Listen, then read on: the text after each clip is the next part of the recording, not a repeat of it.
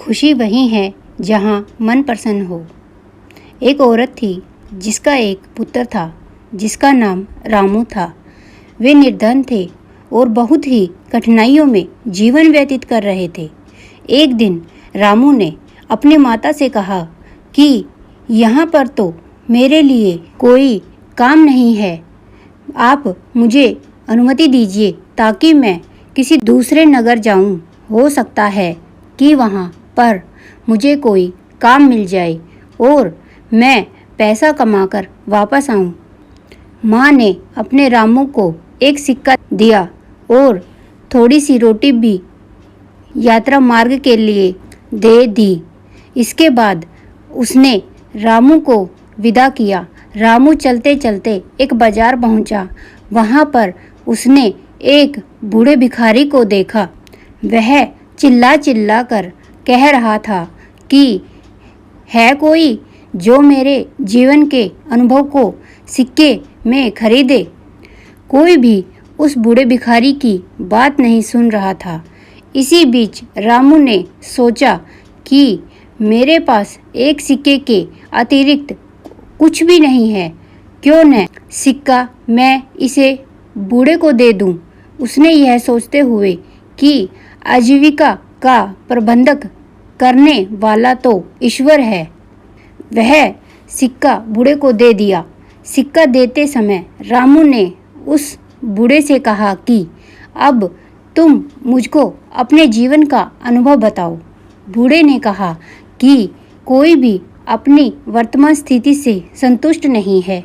वह सोचता है कि इस स्थान से किसी दूसरे स्थान पर जाऊं ताकि मेरी स्थिति बेहतर हो जाए। बूढ़े ने कहा कि मेरे हिसाब से तो वह स्थान उचित है जहां पर मन को शांति मिले। प्रसन्नता महत्वपूर्ण है, न कि स्थान। बूढ़े की बात सुनने के पश्चात रामू आगे बढ़ गया और चलते चलते एक जंगल में पहुंचा।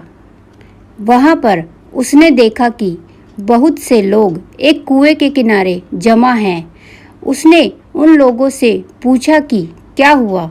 लोगों ने कहा कि इस आशा के साथ हमारा कारवां यहाँ पर आया था कि इस कुएं से पानी निकालकर पिएगा। अब हम स्वयं प्यासे हैं और हमारे पशु भी प्यासे हैं। हमने कुएं से पानी निकालने के लिए कई बार रस्सी से बाल्टी बांधकर कुएं में डाली और हर बार रस्सी टूट गई और बाल्टी कुएं में गिर गई। अंत में हमने एक व्यक्ति को कुएं में भेजा ताकि वह हमारी बाल्टियों को वापस ले आए, किंतु वह भी वापस नहीं आया। पता नहीं कुएं में क्या है। रामू अपने घर से काम के लिए ही निकला था। उसने यह सोचा कि इन लोगों को अपनी योग्यता और क्षमता को प्रदर्शित करने का यह बहुत अच्छा अवसर है। हो सकता है कि कारवां के लोग इसे देखकर मुझे कोई काम सौंप दे। उसने कारवां वालों को संबोधित करते हुए कहा कि यदि आप अनुमति दें तो मैं कुएं में जाकर देखूं कि वहां पर क्या है। कारवां वालों ने उसे तुरंत ही कुएं में जाने की अनुमति दे दी, क्योंकि वे स्वयं इस कार्य से डर रहे थे। उन्होंने रामू की कमर में रस्सी बांधी और उसे कुएं में भेज दिया। वह दीवार के सहारे धीरे धीरे कुएं में उतर रहा था। जैसे ही वह पानी के निकट पहुंचा, बाल्टियों को ढूंढने का प्रयास कर रहा था, एकदम से उसने एक बहुत बड़े कालदेव को देखा। देव ने उससे कहा कि तुम यहाँ पर क्या कर रहे हो। देव को देखकर रामू डर गया। उसने देव को सलाम किया। इस पर देव हंसा और बोला, तुम मुझको एक सज्जन युवक लग रहे हो। मैं तुमसे एक प्रश्न करना चाहता हूँ। यदि तुमने मेरे प्रश्न का सही उत्तर दे दिया तो मैं तुम्हें यह अनुमति दूंगा कि कुएं से पानी लेकर सुरक्षित वापस चले जाओ। यदि तुमने मेरी बात का सही उत्तर नहीं दिया तो मैं तुमको भी उन्हीं लोगों की भांति यहाँ पर बंदी बनाऊंगा जो तुमसे पहले यहाँ पर आए थे। ऐसे में रामू ने सोचा कि तुम्हें क्या परेशानी थी जो यहाँ पर आए, लेकिन अब इन बातों से कोई लाभ नहीं था। अब मुझको ईश्वर पर भरोसा करते हुए देखना यह है कि इस कालदेव ने क्या सोच रखा है। यह सोचते हुए रामू ने देव से कहा कि ठीक है, मुझको तुम्हारी बात स्वीकार है, तुम अपना प्रश्न पूछो। देव ने रामू से कहा कि यह बताओ कि खुशी कहाँ है। देव का प्रश्न सुनकर रामू ने मन कहा कि मालूम है कि खुशी तो धरती पर ही है। फिर उसने सोचा कि यदि मैं उसको यही उत्तर दूंगा तो हो सकता है कि उसे बुरा लगे, क्योंकि उसका घर तो अंधेरे कुएं में है। अभी वह यह सोच ही रहा था कि रामू को बूढ़े फकीर की बात याद आई। बूढ़े की बात जैसे ही उसके मन में आई, वह बहुत प्रसन्न हुआ। इसके बाद उसने देव से कहा कि जानते हो खुशी कहाँ है? जहाँ पर मन प्रसन्न है वहीं पर खुशी है।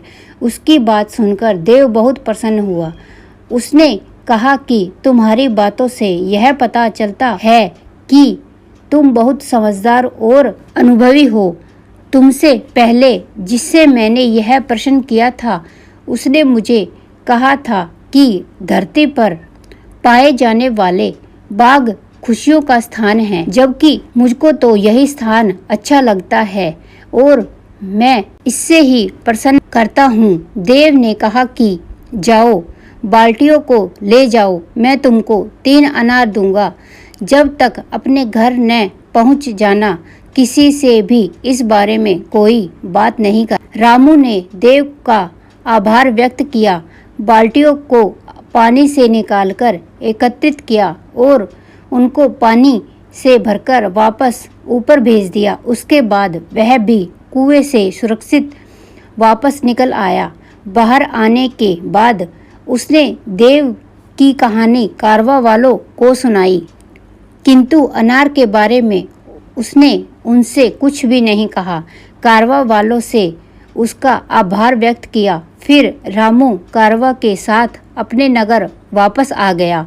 जब वह अपने नगर पहुंचा तो कारवा वालों ने उसे एक गाय और भेड़ उपहार स्वरूप दी। उन्होंने कहा कि हम कुछ समय तक तुम्हारे नगर में रहेंगे। जब हम यहाँ से वापस जाएंगे तो तुम भी हमारे साथ आ सकते हो और हमारे लिए काम कर सकते हो। इसके बाद रामू ने कारवा वालों से विदा ली और अपने घर की ओर चल पड़ा।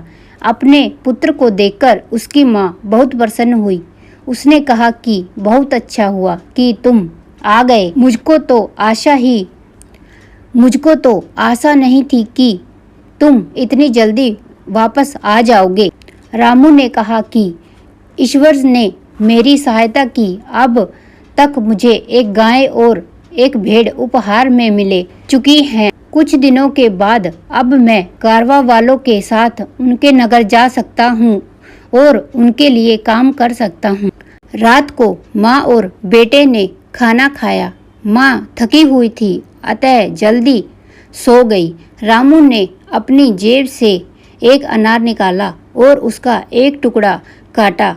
अनार के दाने बहुत चमक रहे थे, जो जगमगाते रतन की भांति थे। रामू को पता चला कि अनार के दाने बहुमूल्य रतन हैं। यह जानकर वह बहुत खुश हुआ। वह कारवा के साथ यात्रा पर नहीं गया। उसने कुछ रतन लिए और उन्हें जाकर बाजार में बेच दिया। उनसे मिलने वाला पैसे से उसने एक दुकान खरीदी और व्यापार आरंभ किया। जब भी लोग किसी ऐसे व्यक्ति को देखते हैं जो अनुपयुक्त स्थान पर रहता हो या उसकी आय कम हो और बड़ी कठिनाइयों में जीवन व्यतीत करता हो, लेकिन इन सब के बावजूद भी वह प्रसन्न रहता हो, इससे हमें यह सीख मिलती है, खुशी वहीं पर है जहाँ मन प्रसन्न हो।